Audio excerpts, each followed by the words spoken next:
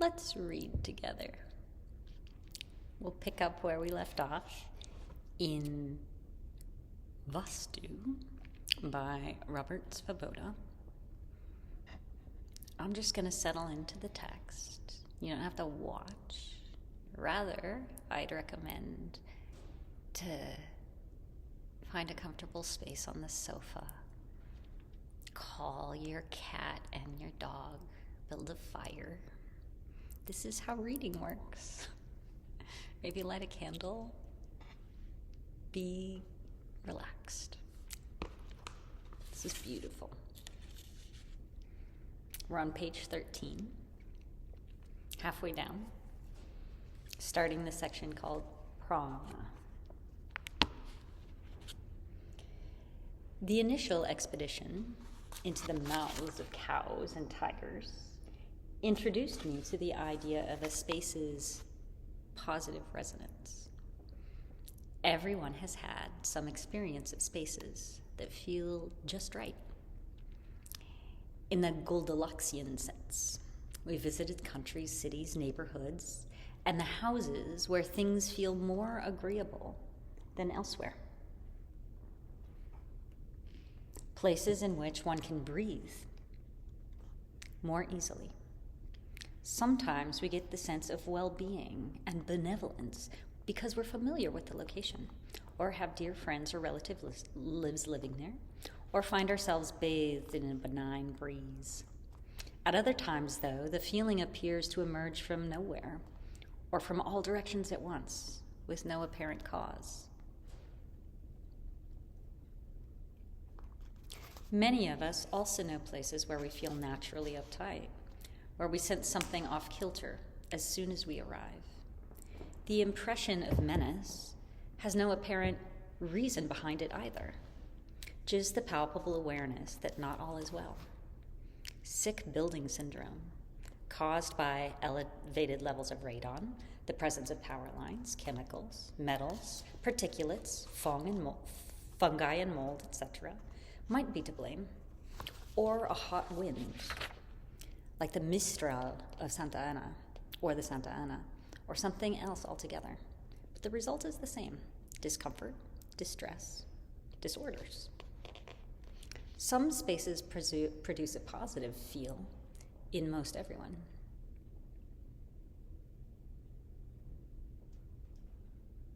And other spaces feel off, nearly to everybody.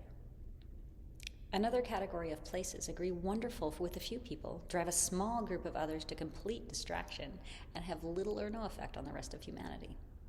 A space as small as a room can contract or repel a visitor. Even a room that finds favor with most people may still hold an intolerable sense to somebody. Rooms themselves have sweet spots, places where people automatically position themselves because they feel best there.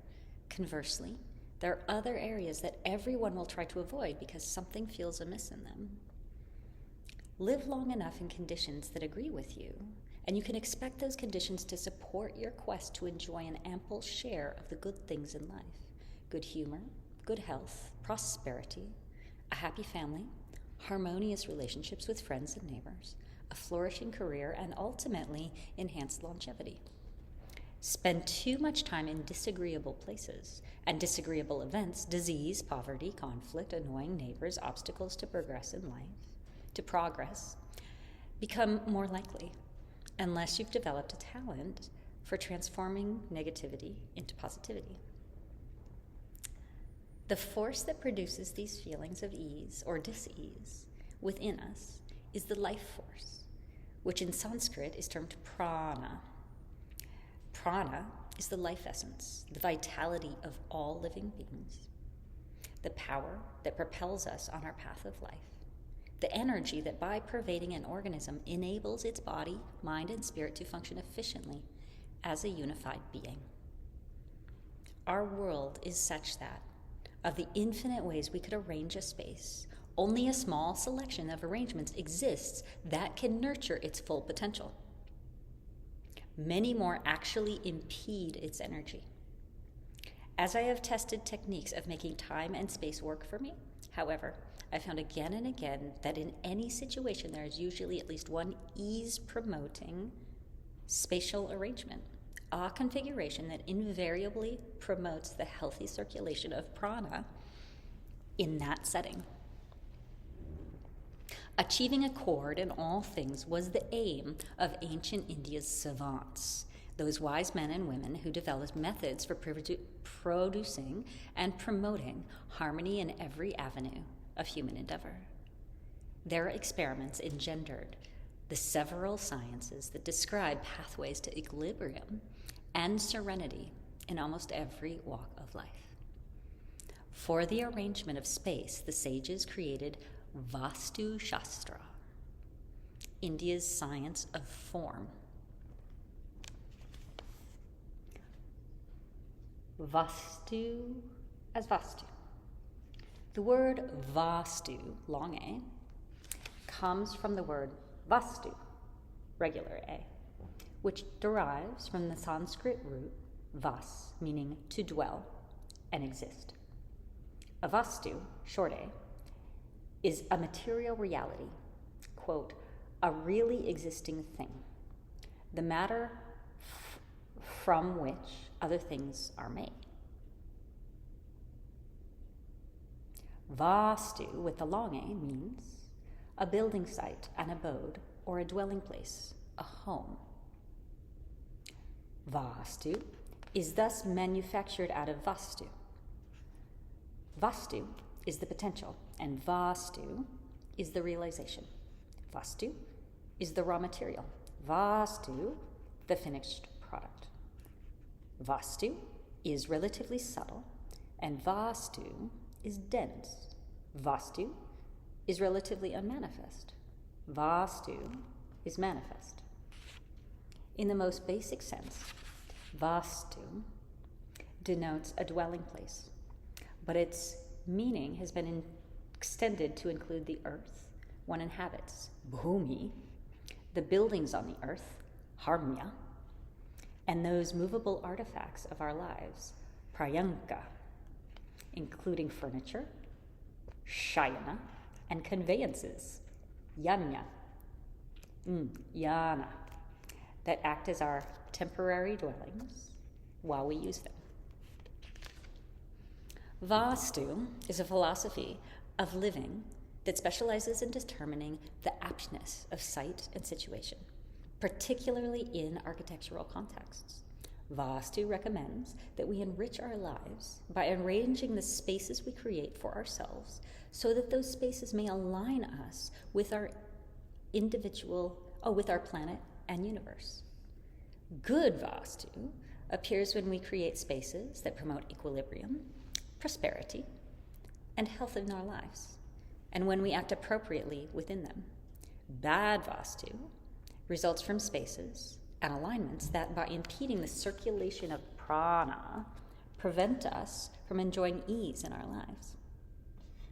Beneficial Vastu exists in configurations that promote concord, arrangements that bring about discord within or outside of us display inimical Vastu. Vastu guides us to inspect every space that we shape and that shapes us, from the most minuscule to the most mammoth. Like it or not, we are connected to everything, and everything is connected to us. Each of us is a small but key territory in the enormously intricate domain that is our universe, and each of us who wishes to pursue happiness must investigate the relationship between microcosm and macrocosm. One cannot understand the whole without examining the part, and cannot align with other parts or with the self until one can at least appreciate and be open to the reality of the whole. No individual's well-being is ever independent of the well-being of the land, the community, or the cosmos. Right relationship requires an individual to strike a wholesome balance between respect for self and respect for the other, weighing individual needs and wants against the requirement of family, society, and ecosystem. We relate well when we revere self and other equally in our every interaction. And when enough of our relationships become healthy, we become truly happy. We enjoy sukha. Sukha. When we pursue happiness, what we really seek is sukha, a state of general well-being that develops when our internal contentment blends with the external abundance. Sukha, which, like most Sanskrit words, has many related meanings, including happiness, health, and ease, literally means good space. Ka means space. The related word dukkha indicates the polar opposite of sukha: misery, misalignment, difficulty, disease. In Sanskrit, the prefix su denotes excellence, rightness, beauty, ease, swiftness, willingness, lack of obstruction. Let's do that again. Su, as a prefix, denotes excellence, rightness, beauty, ease, swiftness, willingness, lack of obstruction. It adds a general flavor of harmony to any other word. We know it in English as the prefix u, as in the word euphoria.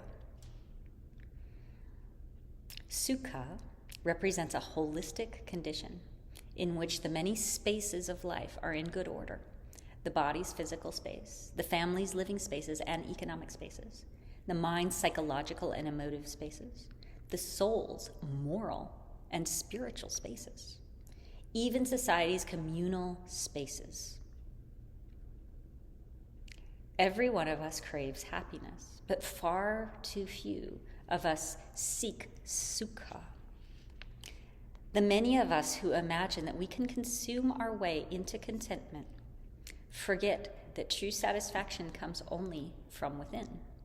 Sukha, the good space of body, mind, and spirit, requires all the spaces of our lives be well aligned and harmoniously interacting. The cultural commentator Alain de Botton muses that from an architectural viewpoint, the buildings we admire are ultimately those which, in a variety of ways, extol virtues we think worthwhile, which refer, that is, whether through their materials, shapes, or colors, to such legendarily positive qualities as friendliness, kindness, subtlety, strength, and intelligence. Our sense of beauty and our understanding of nature, of a good life, are intertwined.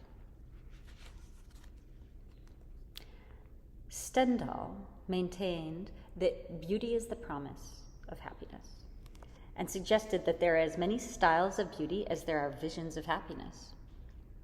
Environments and spaces that promote sukha need not, however, always be beautiful in the terms that most of us use to define beauty. Simply because one moves into an ostensibly beautiful house or surrounds oneself with beauty does not ensure that sukha will follow. Few of the great despots who stocked their palaces and castles with gorgeous art permitted the art to actually speak to them, and so failed to be affected by it. Many hermits dwelling in ruins create within themselves a heaven of bliss. Sukha dictates that houses should be cozy and secure, workplaces efficient and agreeable, community spaces healthy and inviting. But it also compels us to recognize that corporeal pleasure must ever be secondary to mental and spiritual fulfillment. There was a time when we in the West could feel the imminence of the unseen world in our daily lives, when we would never have dreamed of divorcing the material realm from that of spirit. We constructed grand spaces in those days, buildings like the great cathedrals of Europe that cast in stone our ascendant quest towards the spiritual that is the human birthright. After we chose the primacy of matter over spirit, though, we dissected the spiritual out of our daily lives as we focused on wallowing in the mundane. For generations now, a substantial portion of us have lived and died as materialists, denouncing the immaterial as being immaterial, i.e. irrelevant to our lives. We have, as a consequence, permitted our vistas to become blighted with the buildings of the coarsest, most uncouth variety, statues that pander to our basest drives and instincts. Vastu and Feng Shui. Live like a pig and you learn to grunt, said my wise Texan mother. The fact that we live surrounded by the bleakness of our decayed aesthetic cannot help but contribute to the general decay of civility and tolerance in our society. Health of an individual or a culture requires dynamic balance, a homeostatic poise as active as that of a ballerina on point. We who wish to be happy and healthy need to look past our personal concerns and also consider nature's well-being. The ancient civilizations of India and China founded enduring traditions of spatial science to promote wholesome alliances between land and people. Vastu and Feng Shui diverge in their many details, but their fundamental similarities far outnumber the differences. Both assert that the chief prerequisite for learning how to create good living and working spaces is a basic understanding of balance and alignment. Both are spiritual approaches to architecture that teach us that there is more to life than its merely material dimension. Both focus their evaluations on the condition of life force, prana, or chi, in a space, how fluidly that force circulates, where it's obstructed or stagnant, and what can be done to enliven it. Both Vastu and Feng Shui find similarities between our outer and inner worlds. Following India's law of microcosm and macrocosm, a great rule of metaphysics developed by the sages, Vastu teaches that each human being is a living microcosm of the universe. A tiny, self-enclosed cosmos that mirrors the great cosmos. Every human life entails a web of relationships, a summation of a multitude of temporal, spatial, and causal interactions between the smaller cosmos and the larger. If we take nature as a resource to be exploited, then nature will respond by exploiting us in return. Align yourself with nature, and your own personal lesser universe will start to function as a harmonious, sukha-filled component of the greater. When the denizens of India and China have followed their own traditional advice in these matters and worked with nature, they have prospered. When they've neglected good alignment in their spaces, public or private, the resulting disarray has been plain to see. India's Mughal Empire, for example, found its architectural zenith in the transcendent Taj Mahal. Succeeding generations have permitted the city of Agra that surrounds it to sink to an urban nadir. Current conditions in both nations testify eloquently to what can happen when the principles of good Vastu are ignored, or when Feng Shui is used for personal benefit alone, rather than for the benefit of self and society alike. The result has been the haphazard growth of a giant, highly polluted cities, often thrown up in the hastiest fashion, chock-a-block with high-rises ringed with slums. Once India's and China's citizens elect to return to their traditions and devote themselves again to nurturing their spaces, they will find nature as ready as ever to align with them. Alignment. A human being contains a range of amazingly specialized, multi-surfaced, intersecting spaces, each housing a unique attribute profile, a defining slate of characteristics. Some of our innate personal traits may be effectively unchangeable. Traits that we have adopted can often be discarded. The influence of other traits will rise and fall with changes of season or climate. The sum of these qualities determines who we are and how, with whom, and with what we can reasonably expect to align. Every substance and every action in our world, including space, has its own attribute profile. When the qualities of any two spaces complement one another, those qualities will resonate with each other and thus induce alignment. Simple spaces, those with rectangular dimensions, primary colors, and straightforward texture, align more readily than do intricate spaces. Think of your average wardrobe, which contains some garments that are, in terms of hue and cut, natural enough to wear with a wide range of accompaniments. Other shirts or skirts, though, are so bright, gaudy, and inimitably surfaced or uniquely styled that they can be worn with but one pairing. The more specialized an item is, the more restricted are its potential matches. Most of us make it a point to select attire that reflects, through agreement in form and color, who we are and what we aspire to. Most of us do something similar with the space around us as well, choosing furniture, upholstery, wall coverings, and plants that reflect how we exteriorize our internal states and desires, how we materialize our internal personalities. But we cannot healthily reflect who we are without also addressing where we are. Space clothes us, and we need to apply the same care to aligning the attributes of the inner and outer spaces of our lives, our houses, gardens, public venues, that we use to match our clothes. When the attributes within us resonate with the attributes of the spaces that we inhabit, those inner and outer worlds will resonate with each other, which nurtures and propagates resonance in all areas of our lives. When we are cheerful, our spaces become cheerier. Thankful people encourage their very dwellings to promote gratitude. Cooperative attitudes make space itself cooperative.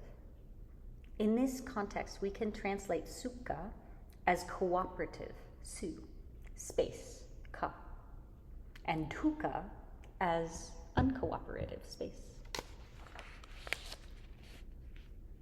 Buildings are brought to life by the currents of prana that spring up within them, desirable or undesirable.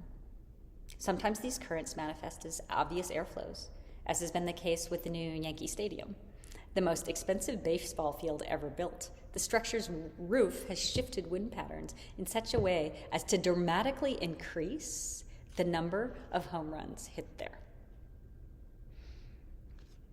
Most of the time, however, a structure's prana flows without such glaringly visible physical effects. But the impact is palpable nonetheless, and a well-designed building generates self-perpetuating currents of healthy prana that will actively facilitate the beneficial circulation of prana in whoever inhabits the structure. Simply walking into such a well-structured, prana-resonant, cooperative space can cause one to feel an unprompted uplift, a spontaneous feeling of benevolence and beatitude that conjures a spontaneous smile. Most of us also know what it feels like to be stifled and suffocated by a space, to walk into a room and immediately feel oppressed by it. Attribute disagreements can jar us in spaces that are personally uncooperative, just as surely as harmony of qualities can generate spaces that will perceptively cooperate with us. Sometimes this feeling of uneasiness arises from a simple sense of dislocation when a space is too big or too small, poorly proportioned, or has doors or windows laid out improperly, or when the ceiling has a bizarre shape. Sometimes the oppression may be due to a physical factor, stuffy air, draftiness, futzy odors, colors that clash, outlandish furniture unwisely arranged, acoustics that have a particular reverberation. Even rooms that are structurally sound and adequately proportioned may still host some disparity that will prevent the prana in the space from circulating satisfactorily, which can also discourage the prana of the house's residents from circulating well. Often the abnormality is even subtler, with such an intense pattern of thought or behavior from some previous inhabitant whose residual vibration directly affects the way that we think. A top quality concert hall can seem to sing with music even when empty. Some abandoned churches can still inspire one to prayer. More malevolently, violence can remain palpable for years in houses where murders have taken place. The potential resonances or dissonances, subtle and gross, that just one person can create in a singular space are nearly innumerable. This complexity compels us to learn how to determine at any one moment and for any one context which factors deserve greater consideration. For each situation, there is a unique set of solutions, some requiring alignment chiefly of external physical space, others demanding largely inner work. Vastu generously offers us tools to deal with each of these puzzles. Vastu's 5-element and 10-direction analyses, for example, summarize how external space will attempt to compel us to align with it, and how we can respond optimally to these demands. Ayadi calculations, a specific set of mathematical equations in Vastu, determine apt promotions for our structures, enabling us to align them precisely with the directions and, if we alike, with our own bodies. In all methods, however complex, Vastu strives to make friendly and sweeten the spaces that surround us, to encourage these spaces to nourish, support, and defend us, so that we can enhance happiness and prosperity in our lives. As we use Vastu to help attain comfort and contentment in our spaces, to make our spaces our own, we can learn how to enlist those spaces to work with us in our quest for real and lasting sukha. Skins. Good space develops as we learn to grow our structures. Any kind of growth of roses or homes, gardens or businesses, requires an adequate supply of healthy prana, the vital force that drives all life of any sort. Prana is ubiquitous in the universe. Even seemingly empty space is actually packed with prana, which accumulates wherever awareness concentrates. When space is defined by walls, whether cell walls or the walls of a house, the energy closes in on itself, producing in that limited field of energy a rudimentary awareness of its own limitations. The awareness born of restriction makes the prana in that space behave in a lifelike way. Breath is one of prana's vehicles. Every living being breathes, and through the physical mechanics of the process of respiration, though they differ from species to species, the ultimate results of respiration is the inflow and outflow of prana. You can cultivate your personal prana by breathing well, and you can cultivate the prana in a space by encouraging that space to breathe well. A quote: "All those objects in which Vastu gets itself established are obviously animated objects. They are breathing substances." From the eminent architect and Vastu scholar, Dr. V. Ganapati Shtapati, in his work, Temples of Space Science. Another quote: "The world lives and breathes, and we can draw its spirit into us."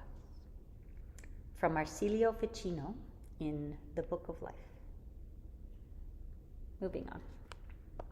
Like space, earth and human beings, and human lungs and skin, buildings also respire, drawing air, light, water, and prana into their inner spaces and releasing them thence. Houses that breathe well encourage their residents to breathe vigorously, for our dwelling spaces form one portion of our supplementary skin. As long as a being lives, it maintains a physical separation from every other living being. Single-celled organisms have cell walls. Multi-celled organisms use cell membranes to keep cells distinct. And more complex creatures have shells, exoskeletons, or skin to sequester and protect themselves from other organisms. Humans, like other higher animals, live in bodies defined by our external skins and our internal skins of our digestive tracts. Unlike our fellow creatures, humans can use our faculties of self-perception and craft-making to generate additional skins for improved self-protection. In many regions, the earliest clothes consisted of animal skins. Today, we still wear leather, though our wearable skins are mostly made of other fabrics.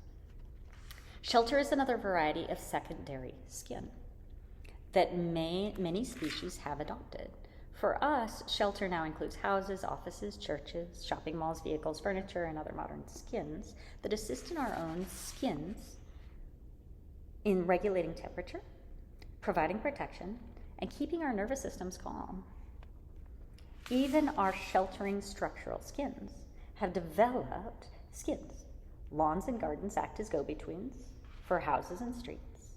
Fences demarcate boundaries between houses and their surrounding neighborhoods. Neighborhood boundaries form the cellular structures of the city. Cities mediate between neighborhood and state. From the state to the nation, then to the continent, the planet, the solar system, the galaxy, to infinity and beyond. Within your flesh lurk other skins, other natural boundaries between lymph and blood, blood and flesh, flesh and fat, bone and marrow. Your central nervous system shelters your prana, safeguards your senses, and when working properly, stabilizes your mind. Deep within the mind is the locus of pure awareness, which adorns life itself in these skins. Being thus layered, like onions, we, like onions, need careful cultivation for our several layers to flourish. Some of these inner sheaths fit together like hand and glove, while others are not quite so snug, mainly because of differences in the materials that make them up. One sizable discontinuity that we must pay close attention to if our lives are to go well is that disconnect between our birth skins and the skins of our structures, that border zone between our protoplasm and the architectural structures we live or work in.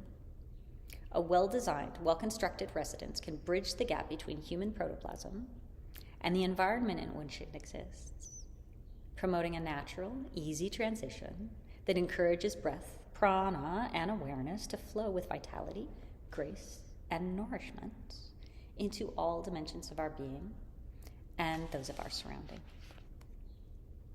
Mind, prana, and breath.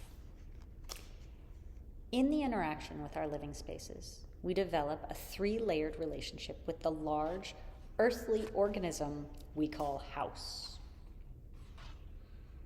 Our breathing bodies relate most readily to the house's body, its physical contents and functions. Our personal prana tallies with the residence's prana flows. Our dwelling's subtle sediments and vibrations affect most powerfully the mental partitions that we construct within ourselves, composed of habits and idiosyncrasies. Good Vastu structures create a resonance between you and your space. As you breathe, so will your dwelling. You both need to be able to enjoy unencumbered respiration. Breath, prana, and awareness work together in constructed skins, very much as they do within the human skin. They work together the same way in a house as in a human being. Breath, prana, and mind are similar expressions of manifested consciousness on different levels of existence. Control one leg of this life-supporting tripod and you control the other two, which is why control of prana, pranayama, via breath control is a cornerstone of hatha yoga practice. Here's an important classical principle employed by Ayurveda, yoga, tantra, and Vastu alike, applicable equally to microcosm and macrocosm. Whenever one structure or function interacts with another, there will be reciprocal influence between them. Ordinarily, that structure or function that is subtler will have greater influence on the counterpart. For instance, prana flow characteristically has a greater influence on breathing than the other way around, which is why regulation of the breath can control prana only when those breath exercises are carefully repeated over time. Prana flow provides a conduit for attention, but attention guides prana. Since attention is subtler than prana, its impact on prana is greater than prana's impact on attention.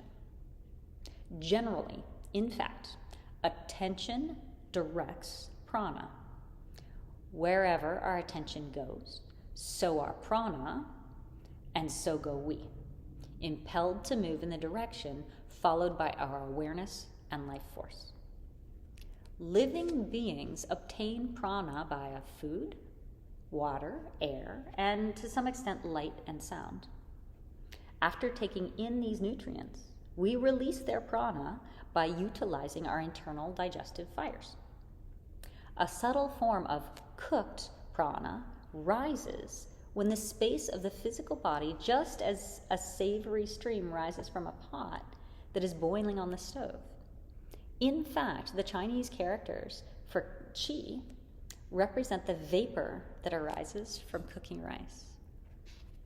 Just as prana has to circulate well within us if we are to be healthy, prana must circulate well within our buildings. The energetic vapors within us require just the right amount of space for their circulation. If the space available is insufficient, and how much is sufficient will depend on the individual, impediments and eruptions follow. Too much space, and the prana vapor gets lost within some internal void, just as cooking fragrances get lost when a kitchen is too cavernous. At least 3 separate sets of vapors need to circulate freely within us, inside 3 distinct but related spaces. First, nerve impulses flowing within the physical nervous system.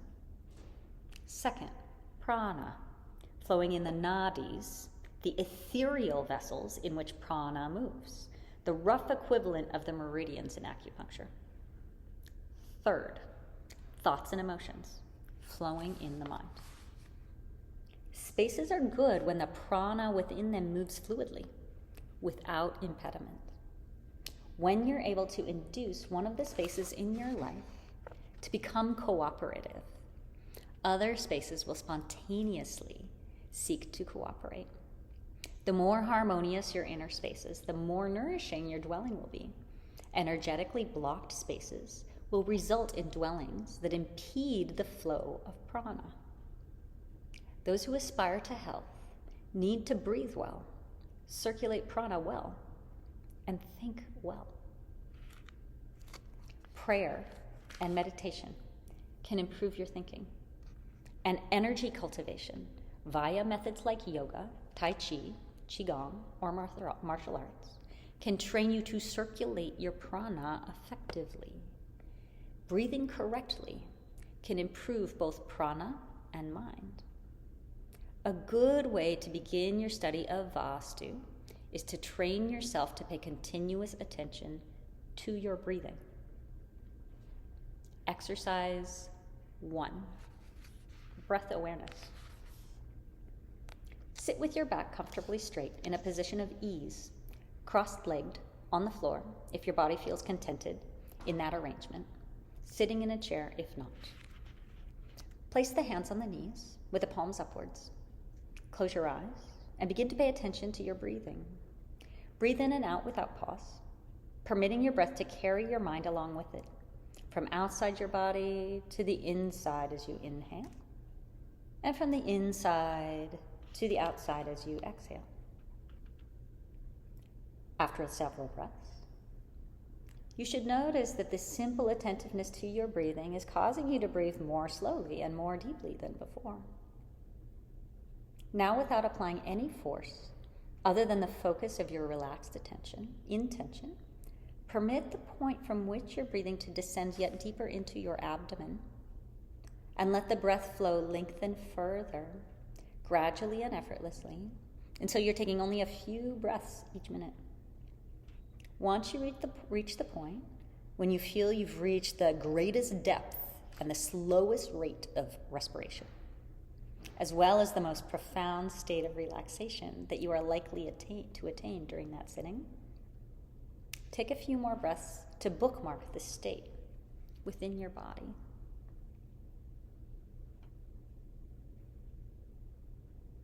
Make it easier to return the next time you do to the exercise. Then arise very slowly. Try to retain that awareness of deep, slow, relaxed abdominal breathing as you return to your daily activities. Make it a point from then on to concentrate on your breathing for at least a few minutes a day, sitting with your back straight and breathing with your abdomen instead of your chest.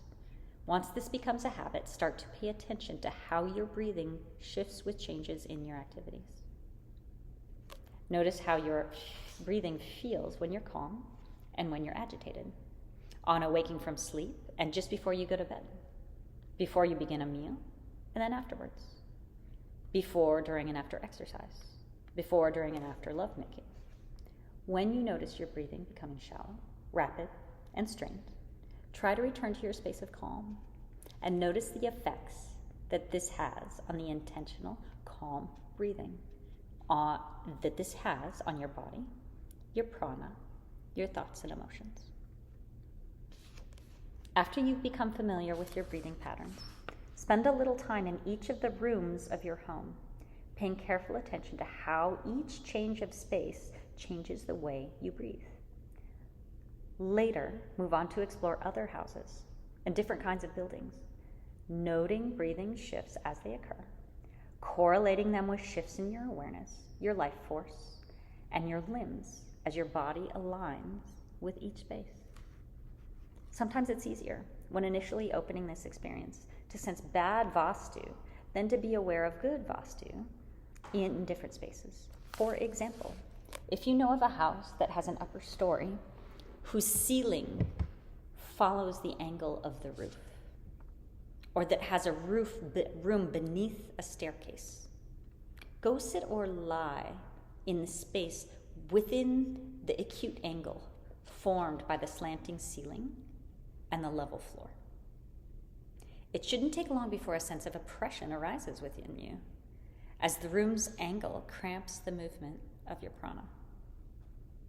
In any observation, a relationship is established between the observer and the observed, a relationship that shifts along with the observer's shifting attention. The equilibrium established is the total of 1. The human awareness of the object.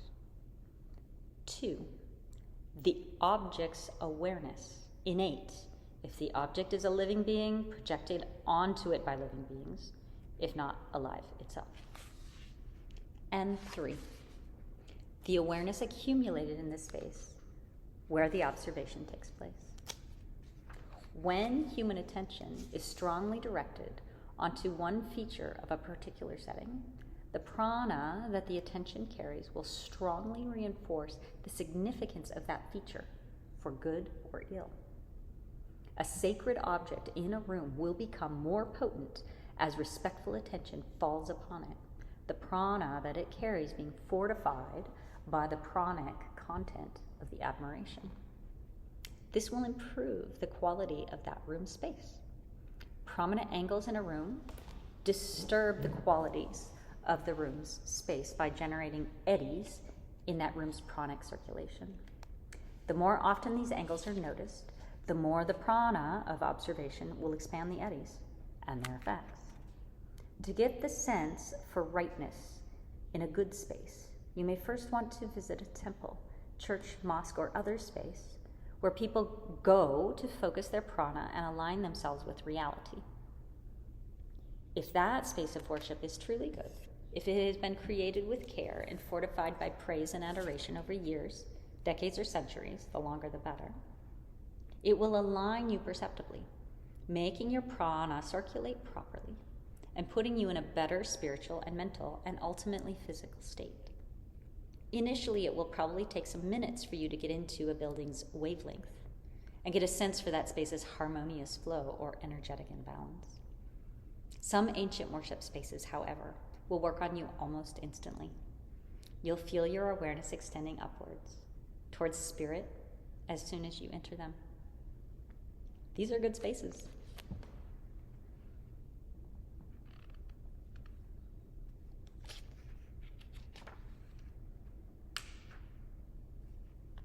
That's the bottom of page 30. I'll return to this if you request. There's so much about the shala that is about the commons, the old source of tragedy when the industrialists in the first industrial age fenced the commons for their satanic mills. And no longer did towns have places where everyone could go collectively to graze their sheep. That was the origin of this idea of the commons. But everything is a commons, really. A street. The collective meeting spaces of our world. Parking lots, are they a commons? I intend that the shala be a kind of commons, which is why from the beginning we're doing all this.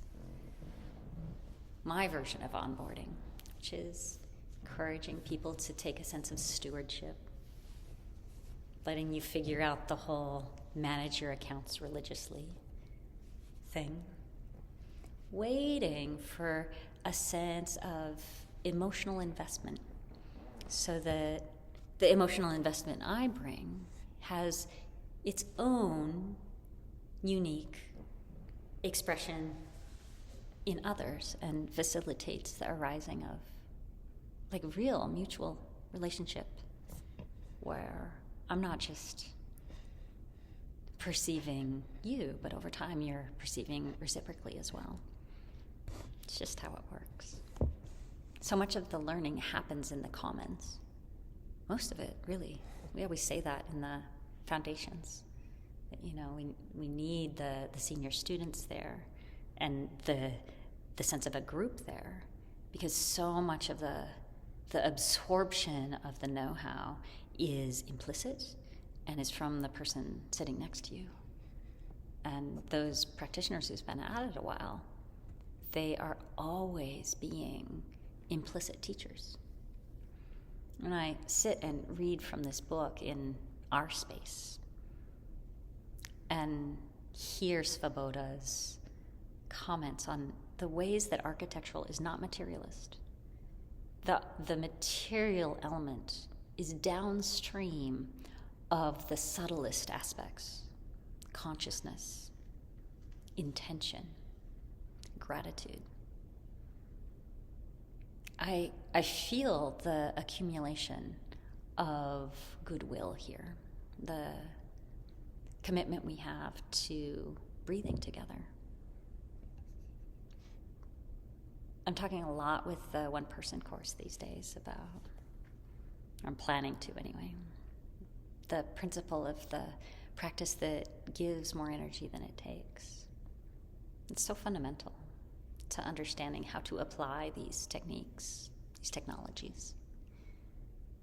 And really the point is that it gives more energy than it takes in what I would call a radiant excess. It gives energy beyond the self. And this is a place where I've really learned that. The ways that my own practice gives energy to the space. The prana that is given off by my practice. And the ways to share space with others so that we amplify each other's prana. It's not a summation, it's a multiplication that happens when a lot of that radiance from individual organisms is brought into the space. And this relates a lot with the health of our shala, which is not this space. For the first time, I'm decorating it. For the first time in 16 years. And that is so downstream. That is 16 years downstream of the establishment of the pranic field that we've been cultivating as a commons. So it's not about me.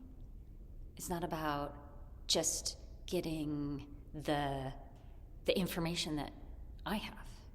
It's about coming into a commons, benefiting from it, and then as you become more sophisticated, understanding how, just in the way that you put down your mat and the way that you connect with and share your prana with the space, cultivating that subtle energy that is contained here over many years.